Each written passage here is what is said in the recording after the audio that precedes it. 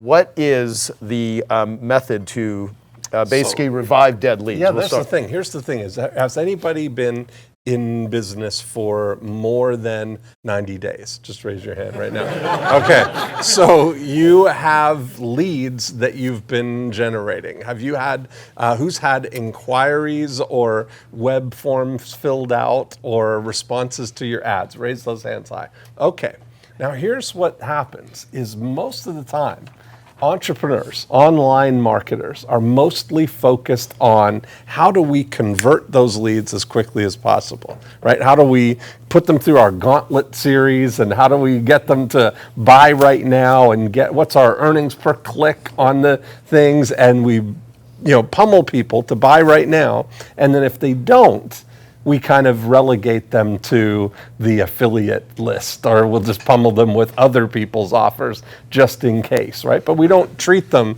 like they're good leads. Well, the foundational thing that drives all of it that I found was a study that showed that what happens when people inquire about anything.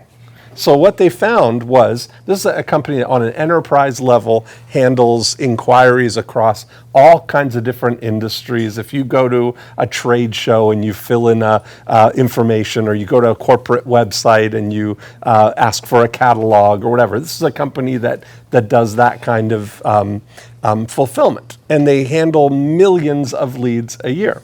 And they do something that was brilliant. They follow up with people and do what they call "Did you buy" surveys. So they'll take samplings from different times, 90 days, 6 months, 9 months, all the way through. And what they found was that in calling these people and asking just one question, they'd say, Joe, you came to the home show, you inquired about faucets. Have you bought any faucets? Not, would you like to buy some faucets? Not, did you buy our faucets? Did you buy faucets, the category of what it was you inquired about? So what they found was that just over half of the people that inquire about anything will buy what it is they've inquired about within 18 months. But only 15% of them will do it in the first 90 days. So 85% of the value of a bundle of 100 leads today is longer than 90 days away. Most people's long-term lead conversion process is 90 days. By 90 days, they've fully given up on them. So what we found was that if we realize now that for whatever reason, people start shopping, researching, inquiring, investigating, whatever it is they're going to buy, months before they actually do it, what if we just went back to those people, and instead of saying, did you buy, what if we sent an email to them and said, hey, are you still looking for a house in Georgetown? Or are you still planning a trip to Israel? Or are you still looking for stylish motorcycle jeans? Or like one guy, this is our favorite story ever of this. This guy's a yacht broker in Fort Lauderdale, was in a office like the old boys network. Those guys have zero tolerance for tire kickers. They literally had a file in the office called dead leads, paper file printed out of all the web inquiries or whatever. And he started going through and just sending them a 9-word email that said, are you still looking for a yacht?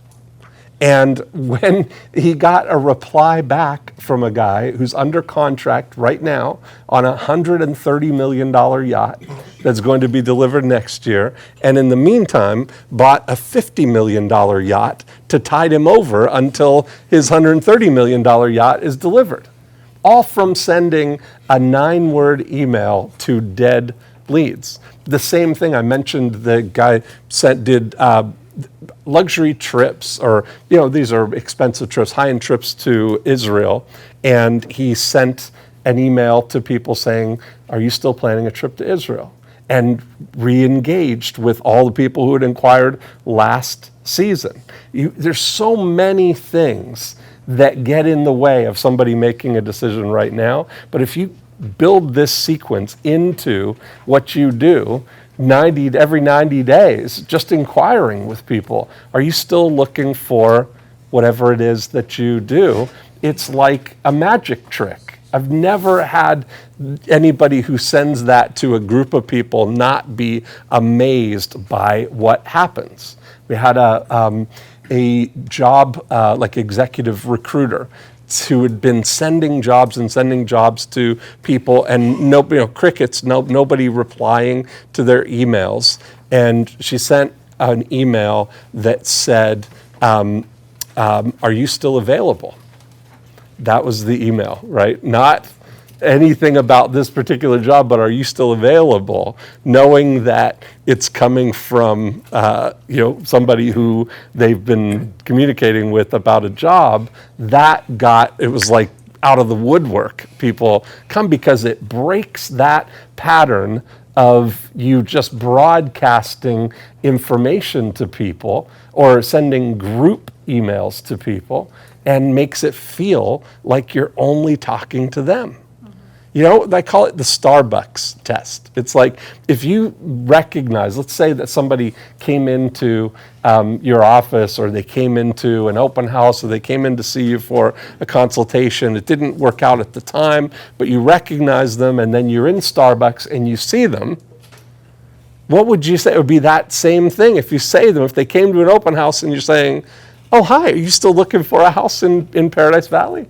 That's how you would say it if you saw them at Starbucks. And it's the same thing about why these work.